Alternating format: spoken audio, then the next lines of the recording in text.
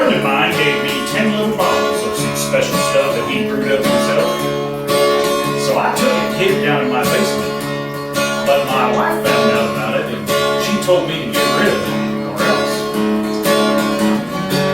And since I didn't like the way she said, or else, I went down there and proceeded to carry out her instructions.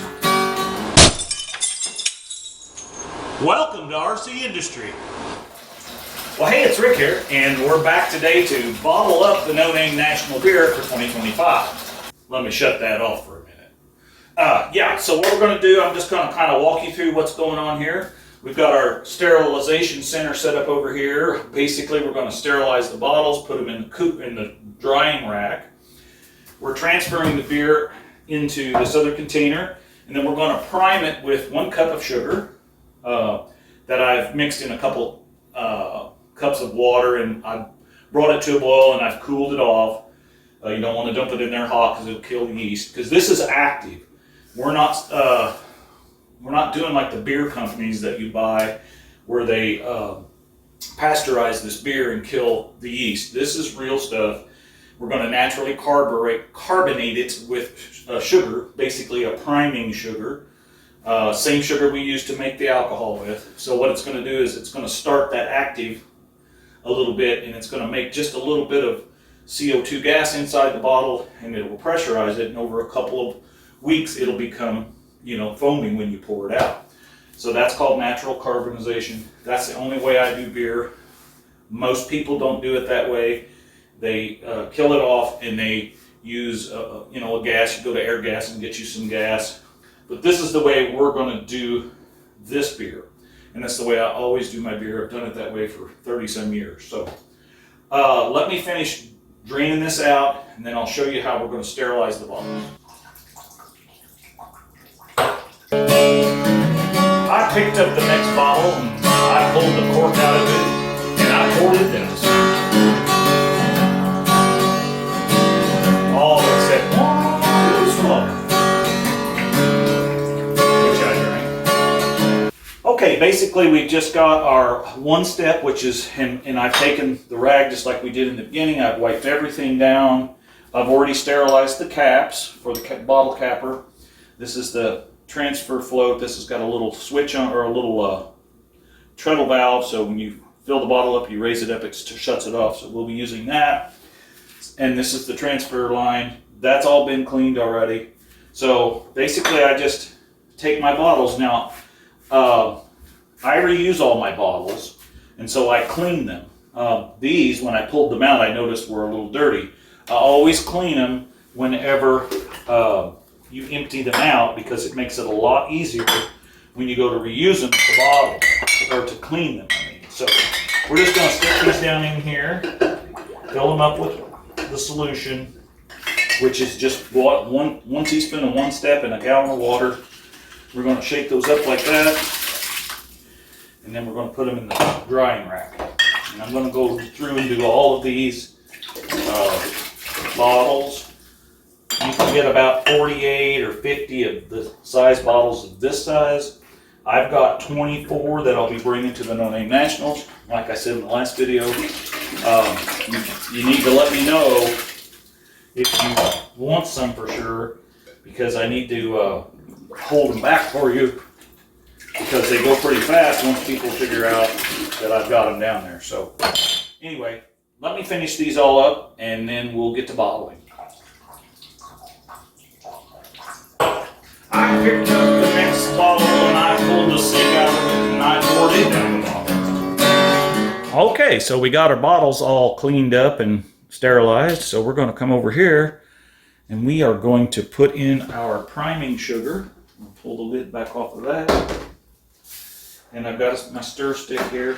We wound up with about, let's see here, about 4.5 gallons. By the time you drain it off and do some things like that, And the reason we transfer it from one to another is because in the bottom of the, well, let me just show you. In the bottom of these buckets, you've got all this stuff that I call the poop. It's the dreads. It's all that stuff there. That is the leftovers from the sugars converting to alcohol. And you don't want that in the beer. So there will be enough live yeast or live particles in the beer to make it prime itself. So we're going to dump this sugar water in here, hopefully not dump it all over me. Just like that. And we're going to stir this up a little bit. And while we're bottling this, we're going to every once in a while stir that to keep that mixed up. So let me get the siphoning tube set up and I'll show you more. I had a uncle drink a quart a day every day of his life. No kidding. He could drink a quart and not even stagger. And he couldn't even move, Okay, these dark bottles you can't see real good in, and I didn't think about that. So I got a couple of clear bottles here that we cleaned up because there's obviously more than is going to fit in here. So see, when you lift this up, it quits running out. But when you push it down, it begins to, it's got that little treadle valve on the bottom. It's kind of like, if you have a, where I'm from, everybody had a well, and so you had a treadle valve at the bottom so that it kept the pipe primed. So when you turned on the pump, it would pull. It's kind of the same concept, only it's reversed because the water, or in this case, the beer is flowing down. So, and you can see that filled to the top, and I let off, and that leaves just enough airspace for that priming sugar to work. That's kind of the purpose of that. Okay, so what I'll do is I'll finish filling all these up, and then I'll show you how to cap them. Okay, so we got our bottle capper here. Got my clean caps. So I'm just going to set those on top of here, kind of like that. I'm just going to do a few of them here so you get the idea of what I'm doing. And I do kind of size these up with the tallness of the bottle, because obviously these bottles, some of these bottles are taller than others. And whenever you set this thing up, it's got different settings on it. It goes up and down. So you want to kind of get them all set so you don't have to each bottle stop and change, because some of these old antique bottles, this is from 1955. And I don't know what year this one is, but that's one of my favorites. So, they're all different sizes. So anyway, so basically, let's get the first one on here and we'll set this height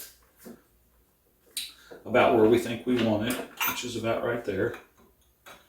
And we've got to get this snapped in. There we go. And the cap, there's a magnet on the inside. This automatically centers the cap. And then you just do that right there. And that's, I think I got that. Let's go up one more notch. There we go. See how this does. Much better. So once you get it set up, it actually goes pretty fast. So anyway, let me get this done and I'll show you how we're going to put the labels on. Family told you, said, you're going to have to quit drinking that stuff. It's going to kill you. It killed him. He died last year at the age of 102. Okay, well you can see we got this all bottled up. We got 24 of these and I don't know, what, 2, 4, 6, 8, 10, 12, 14 of those. So here's our labels we're going to put on. So we're going to peel that off of there. And we're going to stick this on somewhat like so. And there you have it. I know some of you keep these bottles, and some don't even drink them. They just keep them and collect them.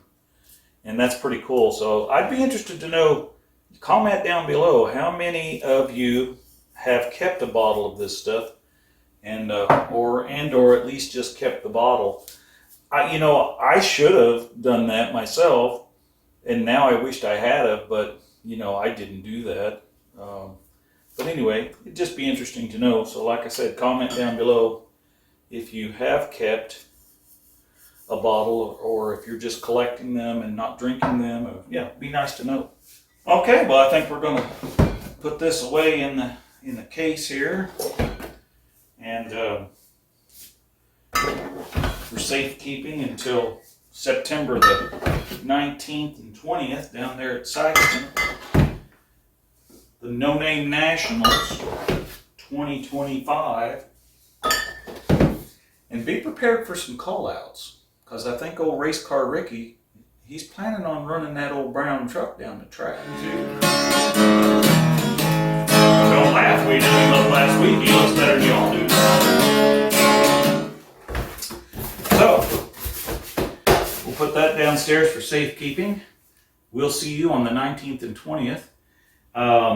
Yeah, make comments down below. If you want some of this, like I said earlier, you can get a hold of me through my email. It's right there in the about. Email me, or some of you already have my, you're friends with me on Facebook or MeWe, and you can message me through that. Or some of you've got my phone number even, you can text me. So anyway, thanks for coming along, and as always, we're making it just like brand used here, baby. Yeah, it's for sure brand used, because this old box is an old Samuel Adams box that I painted black. So anyway, what do you think, Gunnar? What do you think? You having a good day today?